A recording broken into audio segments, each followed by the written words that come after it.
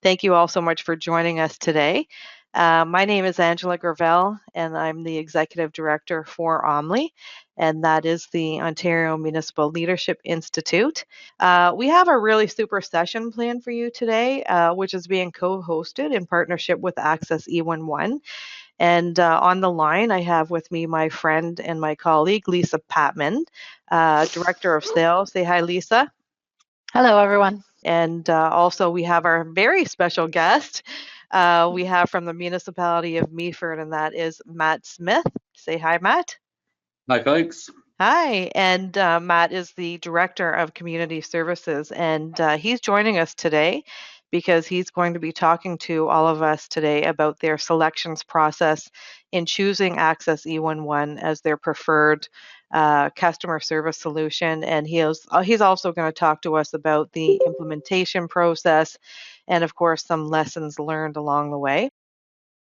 We all know that citizen expectations and demands continue to be on the rise. There's a real push for public sector organizations, municipalities to do more with less. And the pressure has been compounded as a direct result of COVID, which I'm sure you'll agree. And this has resulted to immediate changes to our work environment. And so the municipality of Meaford had a mandate by their council to improve their responsiveness to their citizens. And that was, of course, in keeping with council's strategic priorities to benefit the community by providing enhanced services to residents and heighten community engagement with new online tools and technology. And Matt's going to talk to us a little bit about that. So thanks again, and I'll turn it over to you, Matt.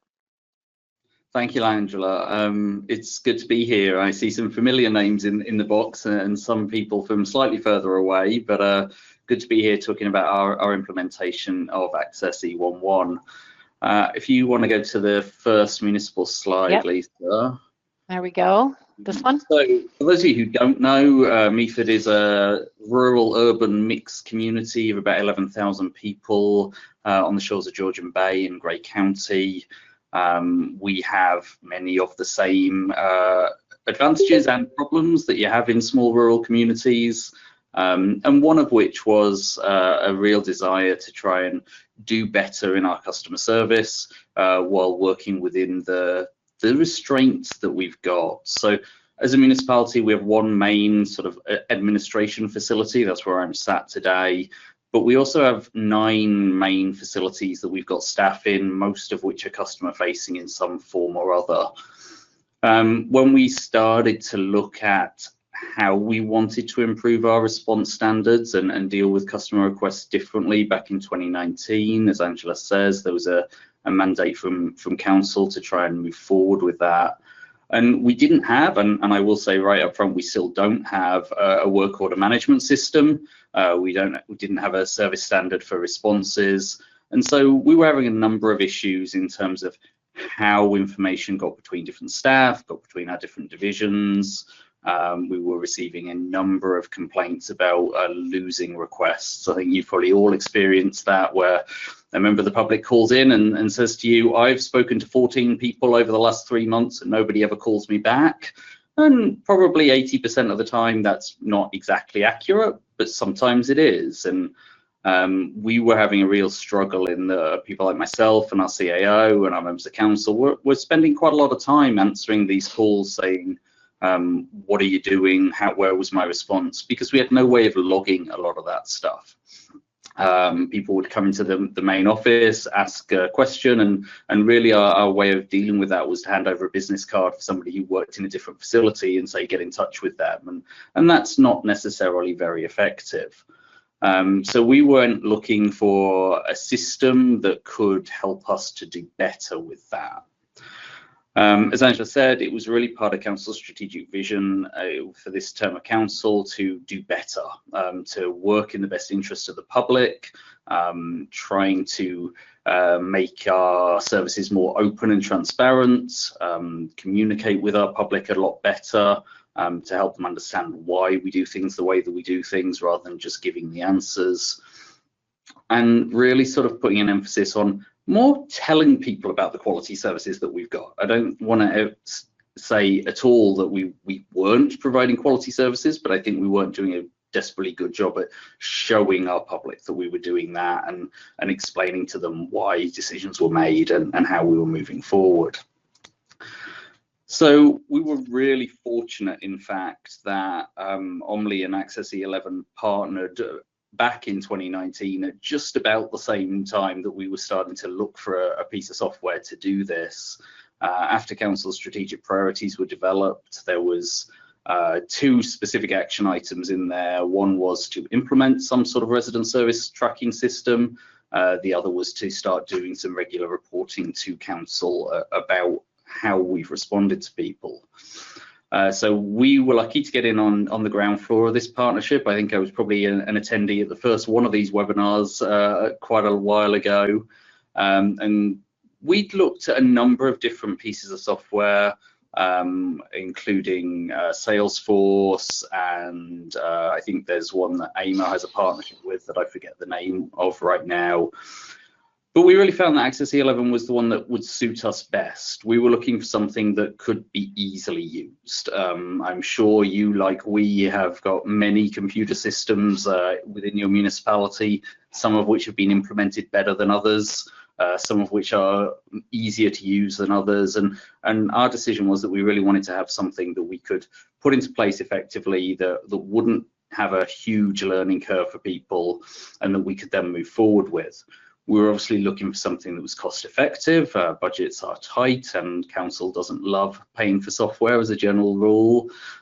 We wanted something that was scalable so that we could introduce and then we could build on it over a period of time. And I think, and perhaps this is the most important for us, was it was adaptable to our circumstances.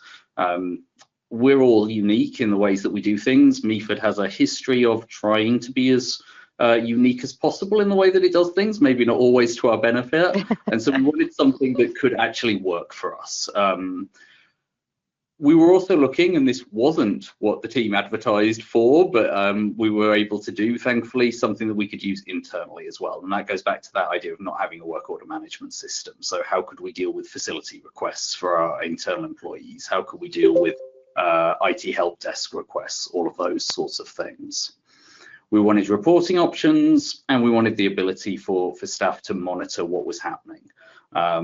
Increasingly, as I was saying, we were getting these complaints, so we wanted the way that I could go in and I could look at a case when somebody's on the phone with me and say, okay, well, I can see that you reported this on this day, I can see these responses were what you've had, and this is the explanation you were given, and so work from there rather than having to sort of start from scratch every time. So late on in 2019, we partnered with Lisa and Ken, who's dealing with the chat today, from AccessE11 to try and implement this, and really did it very quickly. I think we decided that we wanted to be in place for the start of 2020, and I think we probably started this in about mid-November. So that's a really fast turnaround, and maybe not exactly what the team at AccessE11 would always recommend, but they managed to do it for us very easily, and that was a really good benefit from it. It's they have an way of implementing the system. We were given lots of support, and you can there's a lot of options for pre-populating. So for instance, if you're trying to develop the categories that you might want to assign your cases to, and Lisa will show you some of these later, they already have a list, but it's very easy to update and change. We also found the system very simple. I'm not an IT person by any stretch of the imagination. I can do basic things, but I'm not one of our IT team. But I still, to this day, manage the system. I deal with new users, I deal with new categories, I deal with the reporting, and that's an advantage to us because, again, we have limited IT resources. So the fact that we didn't have to do any server infrastructure, we didn't have to have somebody sort of managing this on a daily basis that needed particular tech skills, it is a massive advantage. That's a really good point. It's helpful for sure. I think it's also really worth saying that we find the system really flexible. You can do as much or as little as you want to do. Data can be shown differently for every user. You can automatically do various parts of the system, and I know Lisa will show you some of those as well. We have a really extensive range of categories. We chose to really get very granular about the types of things that the public might be complaining about or asking for service about.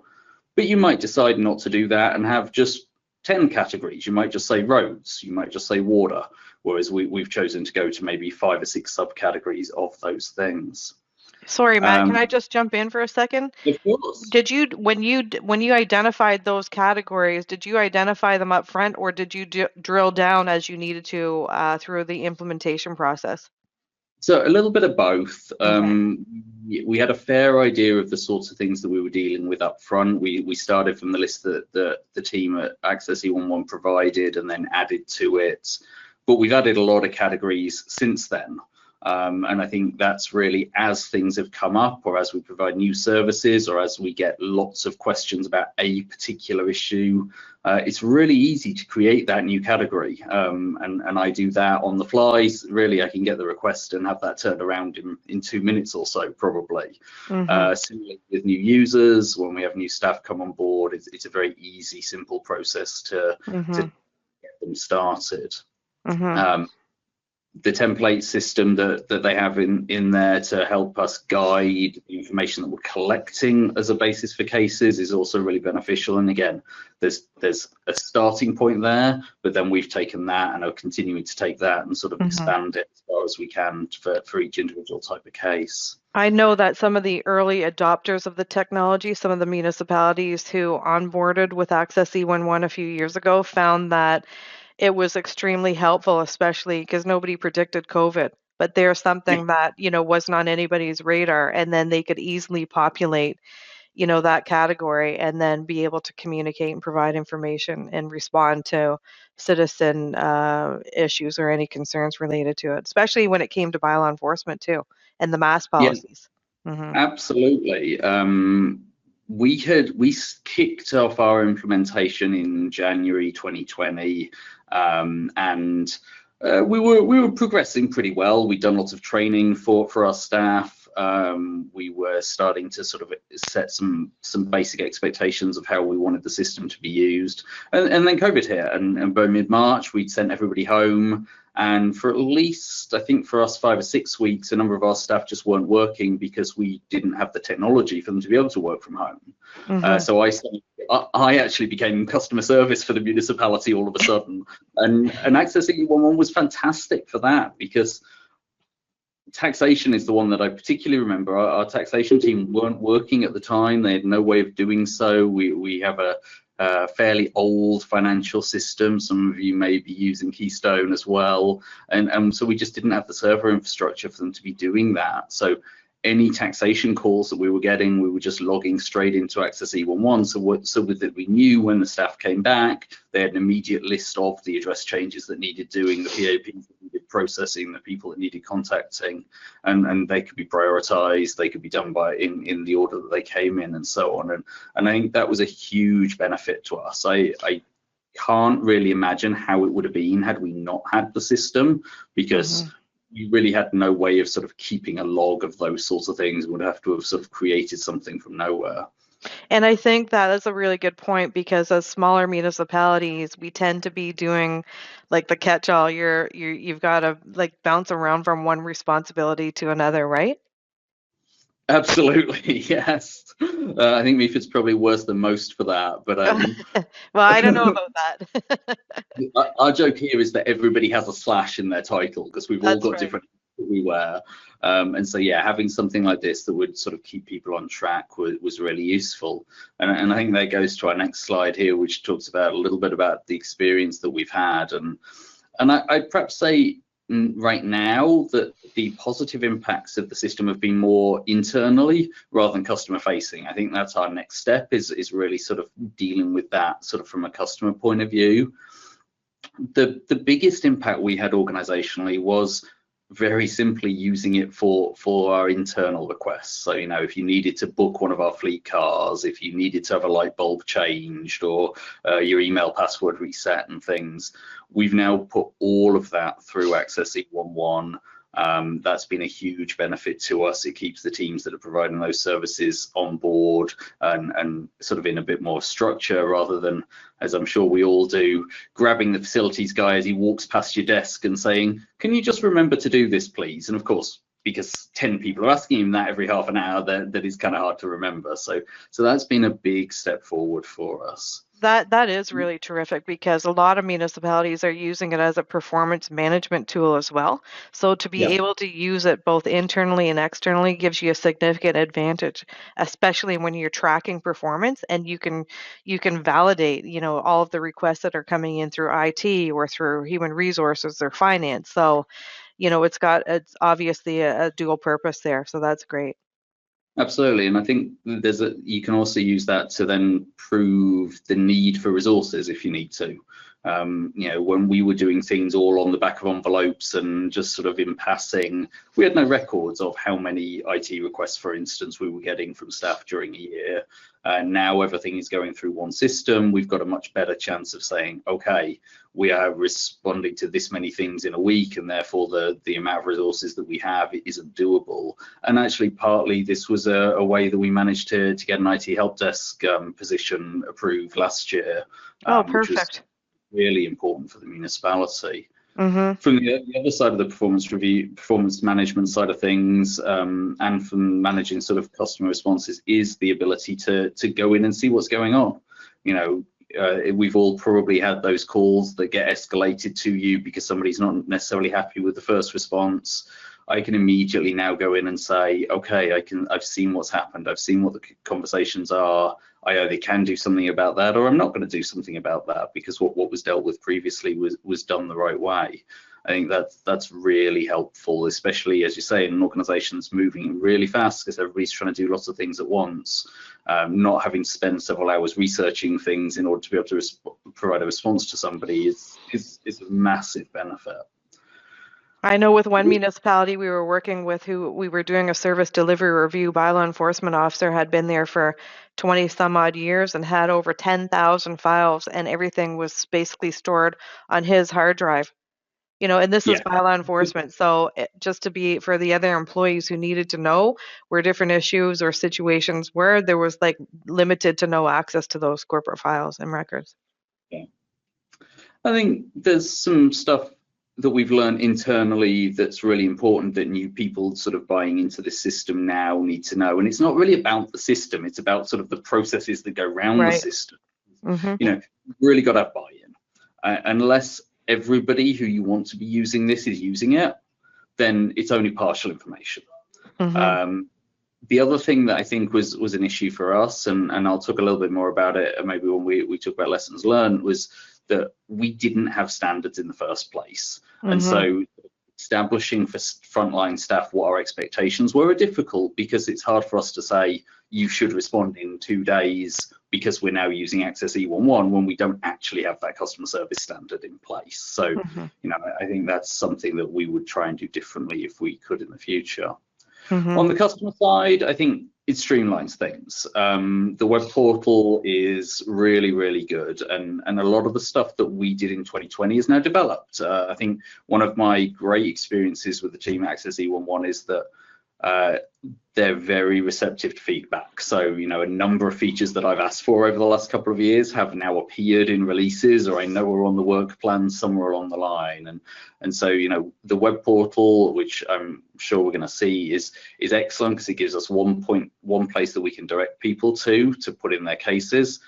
And that's now developing. So the templates that I referred to earlier can now appear in the web portal, so that when somebody's saying, I want to report a lost dog, there's now a list of 5 questions specifically about lost dogs that they can go in and answer. And that means that we've got the right information to be able to respond, rather than having to call the person back to say, okay, thanks for submitting a case, but now I need to know a whole bunch of other things before I can actually do anything about it. One of the other things is that, and we all do this, on our websites, there's hundreds of forms, there's links to contact people in different ways, and so on.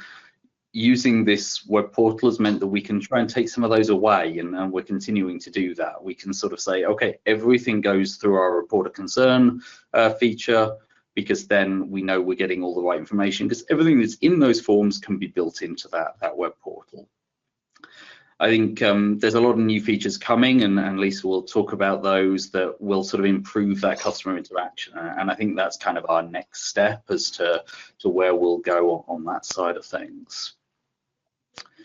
I mentioned already that my recommendation, if you were doing this yourselves right now, is that you have those customer service standards in place before you implement, because then you can train to those standards as well as training to the system as well.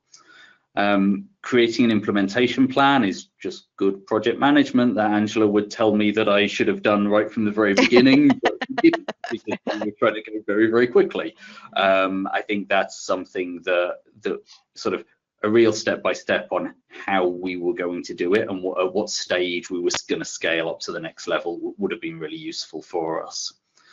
There's a lot of automation features in the system. Again, we did a lot of things manually right at the beginning as we were just kicking off. I think if you are ready to go and have got your implementation plan in place, then using them right from the start helps you get that buy-in better, because the staff just have that happen automatically rather than having to sort of do some of the manual work in the background. Communication is obviously one of those things that we can all be better at always. Communicating internally is important whenever we're putting a new computer system into place, but communicating externally, we're still trying to sort of push people to that web portal or explain to people how we're using the system and what getting a case number means and how you report back and all of those sorts of things. I think there's a big thing that you can do as part of an implementation to sort of get your residents to buy into this as well. Mm-hmm. Do you find that they've been receptive? Like, in general terms, what has the external customer feedback really been like? I think we probably haven't had an awful lot of direct feedback on it, but generally people are happy that there's a clear pathway for what we're asking you to submit now. Mm-hmm. Rather than a call or an email somewhere they don't know, or whether they'll ever get a response. We can now say, we're going into, you want to go to this web page, we can get it done, and then everybody gets an automatic notification to say your case has been created, it's been assigned to this person, and so on. And that's really useful because it just helps build that communication, and I think our residents are like that. Mm-hmm. Once we get to the next stage of implementing this sort of the direct communication portal, then I think the feedback from residents will be really positive, because then they can sort of see in live time what's going on and how we're dealing with things. Mm-hmm.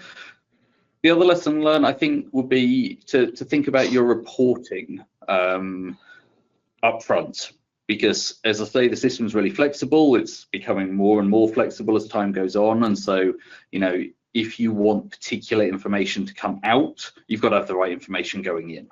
We started off with only having calls that really came in through our front desk being assigned into the system when they were going into different divisions. And so bylaw enforcement is a really good example. We've got quite a number of bylaw complaints in there, but we don't have all of them because the bylaw team use a different system as well. So reporting on that isn't great for us right now because we only have some of the data. So, you know, before you start implementing, think about what you want the outcome to be as well, because then you'll be able to get that information out a lot better. And that kind of leads to our next steps for what we're doing right now. We just had a approval for a change to the way we're delivering our main customer service feature, and some new staff for that. And so really our legislative services team is taking that responsibility over. We're creating and implementing some of those customer service standards that I've talked about needing, and doing a lot more training on how we want the system to be used, precisely so that we can start doing that reporting. I mentioned right at the start that there was 2 strategic priorities from council. One was implementing a system, one was providing better information and better reporting, and we haven't done that yet. That's the next step. That's what we're really hoping to be able to do this year, by really sort of getting our team to understand that this is how we do things, and this is sort of how we're going to move forward. We'll continue to push more things to the web form, take off the various contact me's on our website, and just direct people to that web form, because then we know that it's going to go to the right place as well. My manager of legislative services always mentions that she randomly seems to get hold of all of the people calling in who don't know where else to go. And I'm sure we all experience this, that you're just the number that somebody answers the phone, and so you get that request. So the more and more we can communicate with our public and say, go through the web form, then we know that things are being automatically assigned to the right place because they're categorized, and we have a staff member attached to all of our categories now. So it's a little bit about the new features that are coming. We want to implement those to, again, improve that communication particularly. And then, yes, pulling all of this together to try and use our reports better so that we not just report to council, but really report to the public. I'd love to get to the stage where we almost have sort of a dashboard situation on the website so the public can see how many cases we're dealing with on any given year and what our average response rates are and all of that sort of stuff. Because with my clerk hat on, the transparency is always the bit that I want to go to. And so I think we can use the system better to do that. Performance metrics. You can't beat it. You need to have, that's the thing, you need to have the data, right?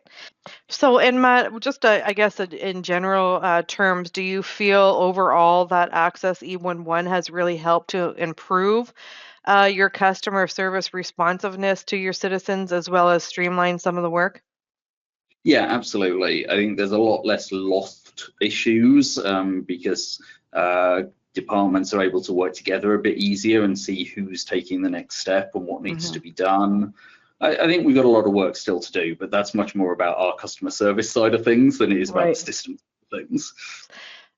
This is to you, Matt. What was the staff response to using the system? Did you find it easy or cumbersome? I think most of our staff were very grateful that we were doing something to try and deal with these issues and that we had a way of sort of keeping some of this information. They did, I think, find it pretty easy to use. It's a very intuitive system. I run a training about once a month for new staff when we have new staff. It takes me about an hour, and then I'm available for sort of follow-up if anybody needs it. But we rarely get that because it is sort of pretty simple, as you'll see as we go through it. It's one of the best things about this system, from my point of view, is its simplicity. It does what it is supposed to do at a really cost-effective price point without having enormous bells and whistles that make it complicated for users. Okay, just wanted to thank you so much, Matt, for your insight. It's been great to have you here, and a huge congratulations to you, to the administration, to the council, and to the citizens. You guys won the 2021 CAMA Award for Innovation last year. And we know, and your presentation was very deep rooted in customer service, and we know that you folks are very committed to enhancing your customer service responsiveness to your citizens. So congratulations on that, and thank you so much, everyone, for your time today. And stay safe. And thank you, Matt, Ken, and Lisa. Take care. Thanks, Angela. Thanks, soon. Matt. Thanks, Ken. Thanks, thank you, everyone. Okay, thanks.